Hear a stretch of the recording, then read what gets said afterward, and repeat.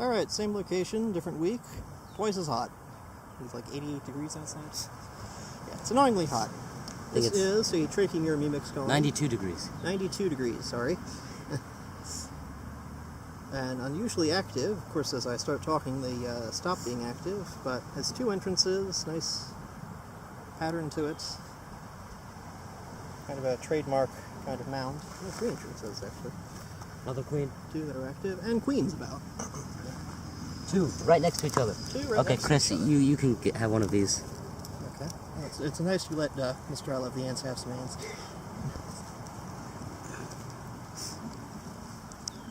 Thank you. Oh, of course. Here, you can actually have this one. Okay. I thought that, but I think it's more likely they just flew and are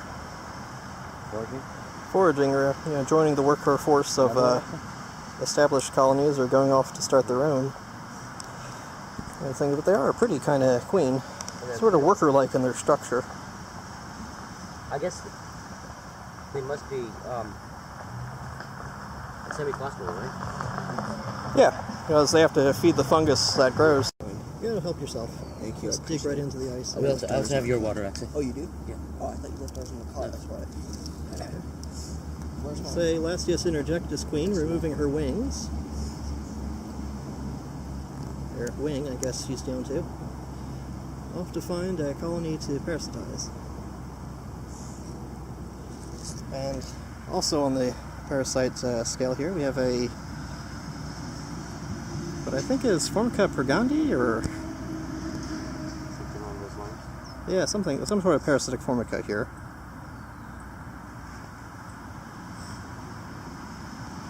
But we need like a wet cotton ball to put in the tubes for all these, because in our pockets these are just gonna boil up. Yeah, no, we got some water. Oh, there's the. Actually, if you have what? If you have a larger container for this one, she sprays acid and can kill herself. Stuff. Yeah, she can kill herself pretty easily. Let's just use one of yours.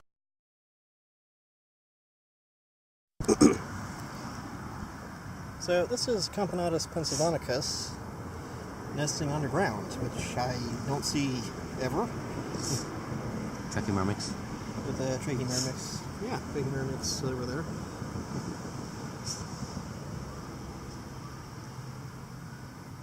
Which is very uncommon. I'm assuming this tree is dead inside.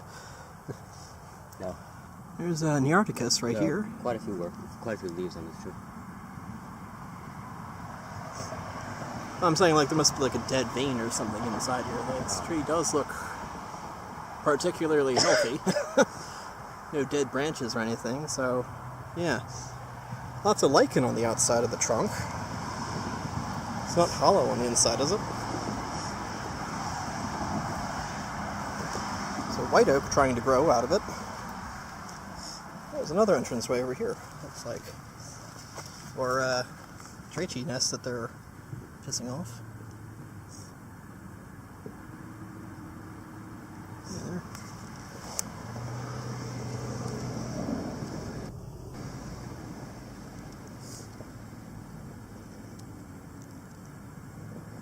Yeah, that's very weird. Actually, these aren't trachea at all. This is a Phytole. Interesting spider over here. Interesting in what way? Oh, it's a wolf spider. Yeah. Right by those Trachymira mimix. Alright, walking away from our Camponotus nest here, there's a very clear trail that leads somewhere. That somewhere is nowhere. Somewhere is nowhere. Okay. Oh, we have caught a queen, I think. Walking around with a winged something. So, yeah, this comes out to and continues on to Another wolf spider. another giant wolf spider. And Cactus. into our prickly pear, where they probably have a nest. Or they're foraging up this tree here, like I see them doing. Is that a queen? Major worker? So preparing for a flight. They might be, like, living in a limb up here, or just aphids or something. But that's neat that they... Yeah, it's an oak tree. It's neat they have a...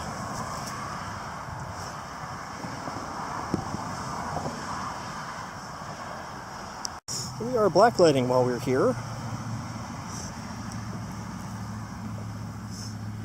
And finding all sorts of cool things. Different types of ants, Phytolus species. Tetramorium. Tetramorium's here, unusually early. I don't know what's up with that.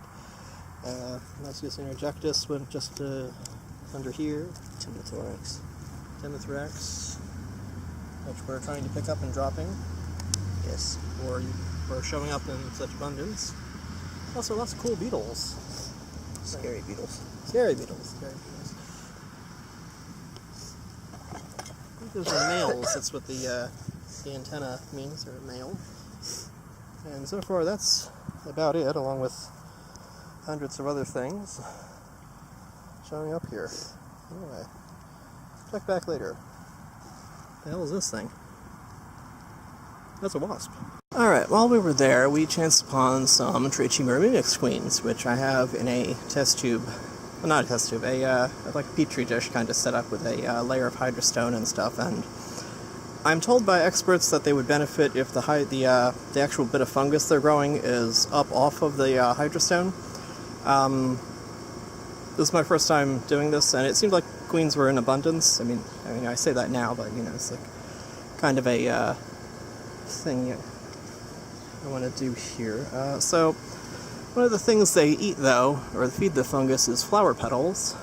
And one of the things they also do is collect caterpillar frass, and it's a lot easier to provide them with the flower petals when you have tons of flowers, though. Those are not any... this is overkill for a colony. I'm told in captivity they go more for, like, rice and the oat... pale oat part of a thing. So, yellow passion flower is coming up. It's the other native species that no one really grows, but it comes up here. But anyway, this is a spice bush, and as you can see, there's like nibbling, and every so often there's like a leaf curled up that way. This is sort of a staged video because I already know what I'm going to find, but while I was out here, I thought it would be neat if I could actually find one on the plant, because this is the host plant is spice bush swallowtails, but also growing here is Baptisia, which comes up, and this shrub in the back here, I didn't think would turn into a small tree when I planted these two together, because Baptisia likes a bit more sun. But this is another host plant. So I could potentially take a few stems of Baptisia, put them in a jar or something, or like a vase, with the water, like put a paper towel, rubber band it on top, and then stab the stem through. So you can have the plant to maintain its leaf hydration, and you can get caterpillar frass from, whatever is good. But going all the way over here in this mess of plants I have here... Oh, also, I have a Sullivan's milkweed that started flowering. It's supposed to be like a hotter pink, but this is like the first year it's flowered, and frankly, it's... Of all the Sullivan's milkweed I planted, this is like the only one that's really doing anything.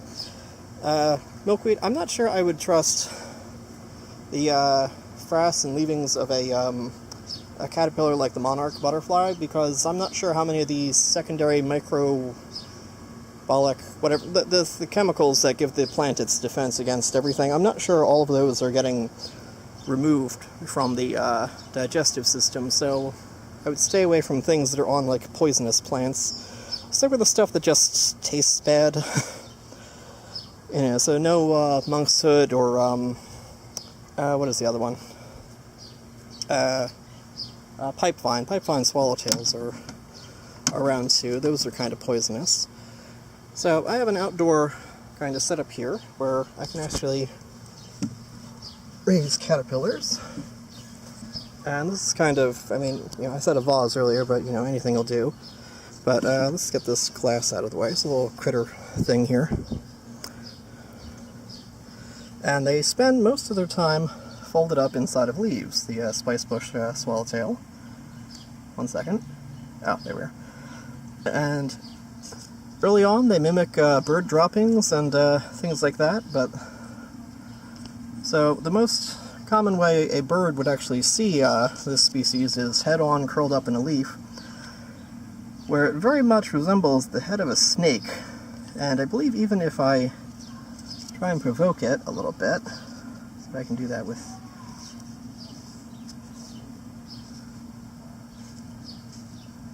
They have like a little horn. And he didn't like that. Yeah, okay, so we gotta... No? Okay. Well, they do have like a little horn thing that actually looks like the tongue to a snake, because it's actually forked and stuff. And sort of a fun fact, this species was actually the inspiration for a Pokemon named Caterpie. From like the first generation and stuff, so it's kind of neat to watch that, be able to raise these for the first time. I've been growing that spicebush shrub for a number of years now, and this is the first year that I've actually noticed the it getting used as a host plant. It's also the first year that it's starting to like bear fruit, and I'm not sure if it's viable fruit or whatever, because spicebush, it's supposed to be, each individual plant is either male or female. Oh, there's something else I wanted to show while I was here. It's like, I just wanted to demonstrate, some days caterpillars are easy to find, some days they're not. It's just a matter of where you look. This is, I think, is a fall webworm. So sometimes you get lucky with that. I mean, it helps if you have all sorts of, host plants and things in your yard. Some New Jersey tea. The caterpillars on this are easier to find when the plant is actually flowering. We're past that right now. They're easier to find because they're blending in with or not because they're blending in with the foliage, because it's actually like a white caterpillar. When there aren't any flowers to be had, they are like a green color and blend in with the foliage, but I think they're easier to find when it's flowering because you'll notice tons of ants tending them, and there's like, this is one of the plants that ants have no real reason to get on. But if you have like, asters, goldenrod, ironweed, it's Ohio goldenrod or stiff goldenrod, buttonbush is another good one. Yeah, okay, yeah. I didn't know about this, but sometimes you'll get like tent moths, and it's probably where all those fall webworms are coming from. They build this structure to hide from birds and wasps and things, and then they to protect themselves while eating, but all the caterpillar frass there is basically a gold mine for reusing Trachymura mimics, I hope.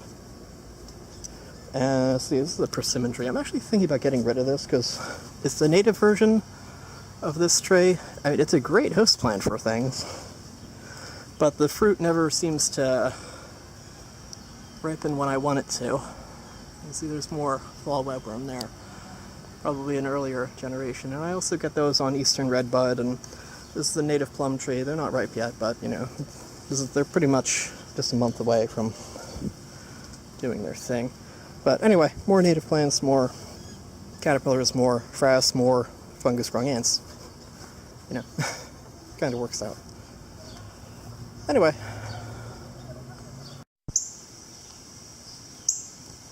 I'm on my sourwood tree here, which is just starting to have flowers open, and this is one of the azure butterflies whose caterpillar form is tended to by ants. And I believe this is a female going around laying eggs on the flowers, so I'll be able to check back here in a little bit, or a day or two, and see if I can't locate some caterpillars.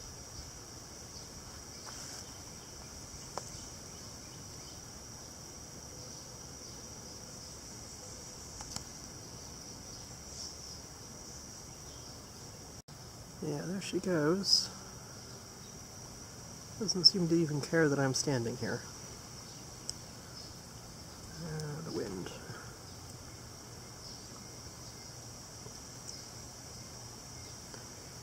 So her wings actually look like they're kind of white in color, but she's actually like a grayish blue when she starts to fly. It's only the underside of the wing that you see that's white.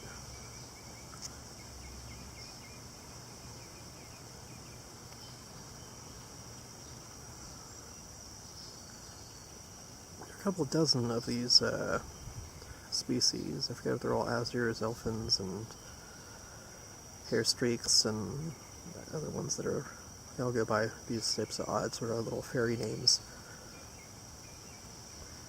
If the family, I forget, but 70% of the butterflies in this particular family have caterpillars that are tended to by ants, and they all go for types of trees like dogwoods and things, and sourwoods, and plants that have, yeah, they produce lots of little, like, white flowers in, like, an abundance. The caterpillars do eat the foliage, and it changes their color when that happens, but for the most part they focus on these more tender parts that are less likely to have defensive compounds inside them. They go for these little chains of bell-shaped flowers here. And they're testing this camera's ability to do macro, but yeah, there it is. A caterpillar egg. An unopened flower. I wonder if she does that to all the slightly unopened flowers, because there's a risk that if she laid it on, say, this one, you know, that flower might be falling off in a day or so. But we'll see. Also seeing some other things up here.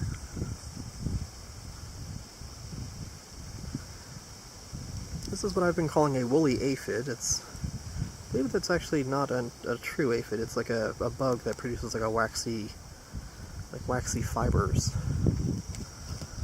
thing. But anyway, I'll have to check back on these in a few days. Also, while out inspecting trees and stuff, I don't know how I missed this guy, but I found a white dotted prominent on my little white oak tree, so that's surprising. I find it hard to believe that a little knee-high sapling got just one of these on it, so I'm assuming the other trees in my yard are probably full of them.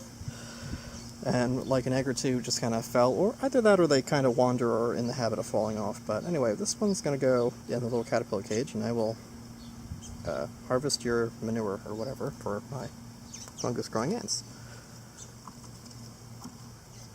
Alright, I am not expecting these to be successful at all, but these are two queens that I have in a little plaster nest with some fungus that we obtained from an actual ant colony.